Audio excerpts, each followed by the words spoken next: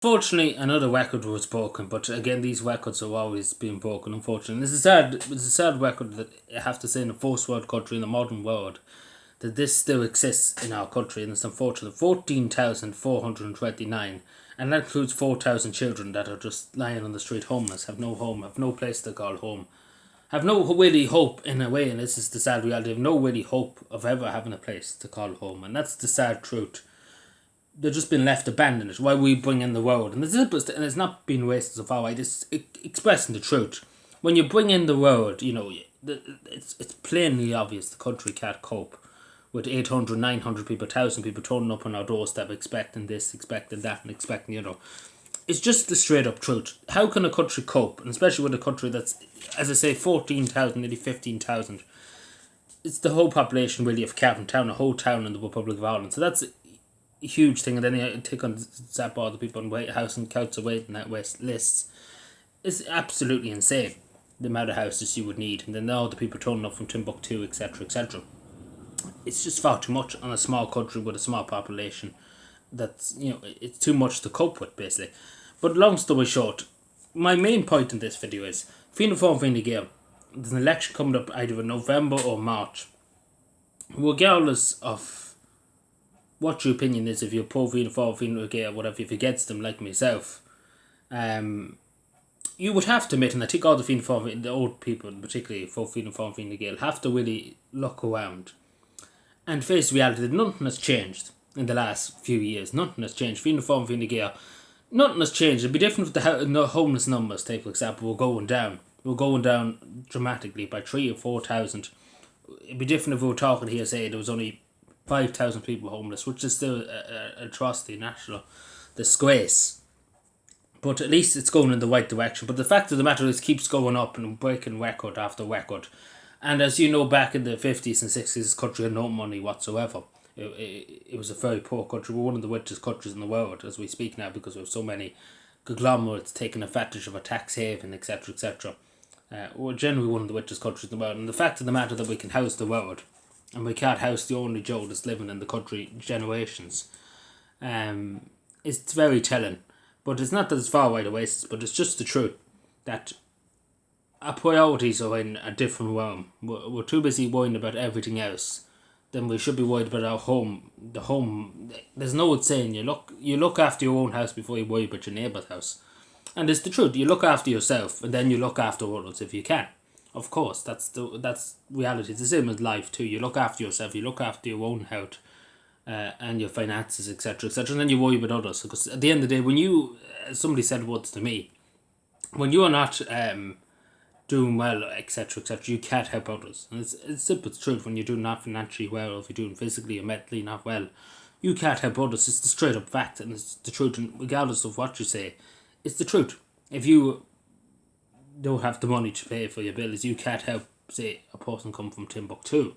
You can't do it. It's simple as that, because you haven't got the money to help them. So how are you going to help them if you're struggling to pay the bills? It's simple economics. It's simple logic, and it's simple facts. But obviously nowadays facts and opinions are just criminalised in modern society. But it's the fact of the matter, as I say, Fianna Fáil Fine Gael have been in for a long, long time, been in since the history of the state. Particularly now, it's always been Fianna Fáil Fine Gael, and it's just repeat and repeat. And nothing has changed. Things have got worse. If anything, things have got worse.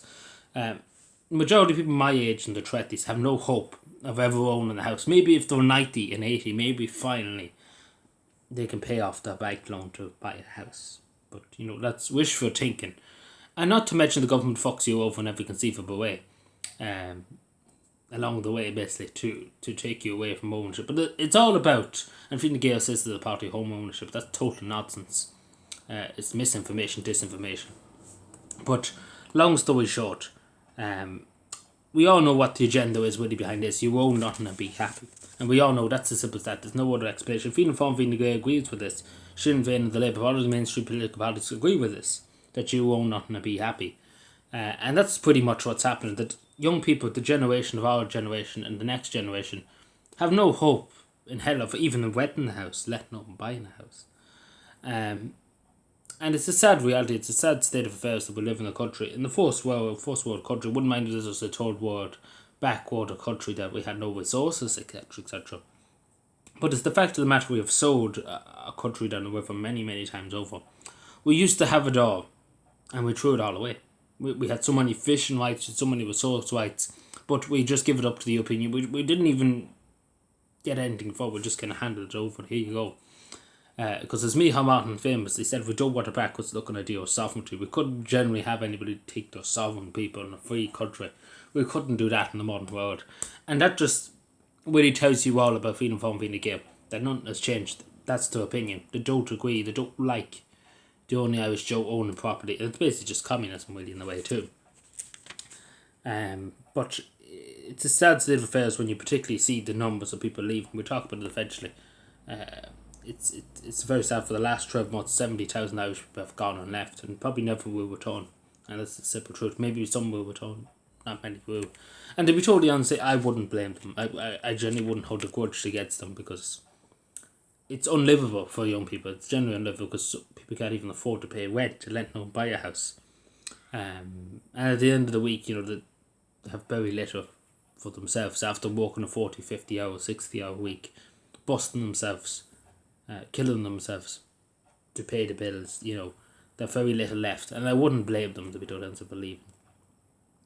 But as the fact of the matter is, the people who are to blame, and it's not the only Irish Joe's fault, and as simple as that, the people out to blame is Fianna Fáil, Fine Gael, because they've been here since the foundation of our state.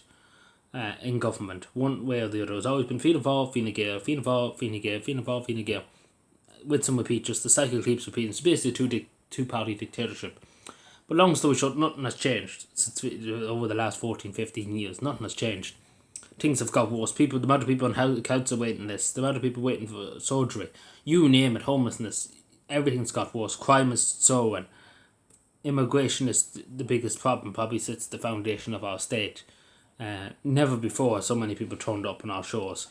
And it's a huge burden on the system, and it's truly a huge burden on the system. Nobody can deny it, that people turning up every day of the week, 800,000. It's not helping out, and again, when you consider the numbers too, over 150,000 people in the last 12 months have sought refuge in the country. Asylum, I suppose you would call it too. But it's insane amount of numbers. When you take the year before that, you probably had maybe over 500,000. More maybe, who are undocumented, etc., etc. There's not even big countries could deal with it, to be totally honest. But as the fact of the matter is regardless of what you believe, nobody can deny it's putting pressure on the housing system, on the health system.